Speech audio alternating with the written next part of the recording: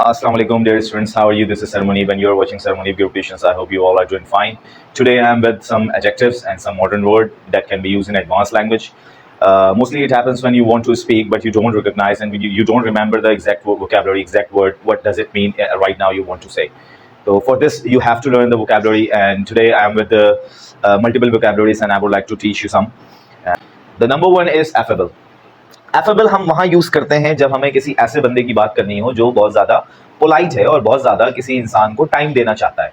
मतलब कोई ऐसा इंसान है जो लोगों से बहुत ज्यादा पोलाइट रहता है और जब भी आप उसको कहीं मिलते हैं तो वो ऐसे मिलता है जैसे he is very familiar to you, he is very friendly friend of you. तो उस बंदे के लिए हम बोलेंगे affable.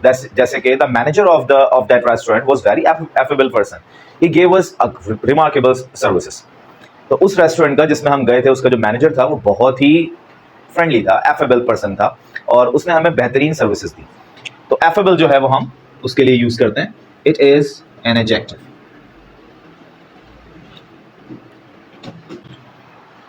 Number 2 word is another adjective which is affluent. Affluent हम तब यूज करते हैं जब कोई पर्सन ऐसा है जिसके पास जो कि काफी रिच है, मतलब जिसके पास इतना पैसा है जो कि एक अमीर आदमी के पास होना चाहिए।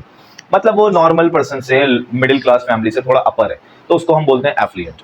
तो वो बंदा जो अपना थोड़ा रख रखाव रख सकता है, अच्छी गाड़ी है, अच्छा घर है, उसके पास अच्छे पैसे होते हैं, अच्छा मोबाइल है, तो हम उस बंदे को बोलेंगे he is very affluent person.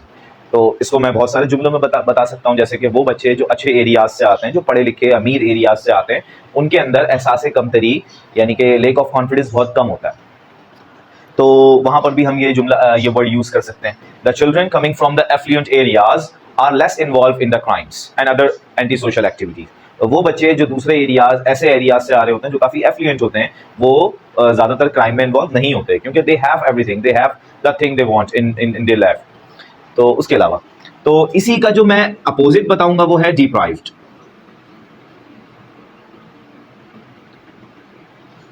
Deprived जो है वो इसी का बिल्कुल क्या है, अपोजिट है, एफ्लुएंट का अपोजिट है। Both are adjectives but they have opposite meaning, they are antonyms to each other.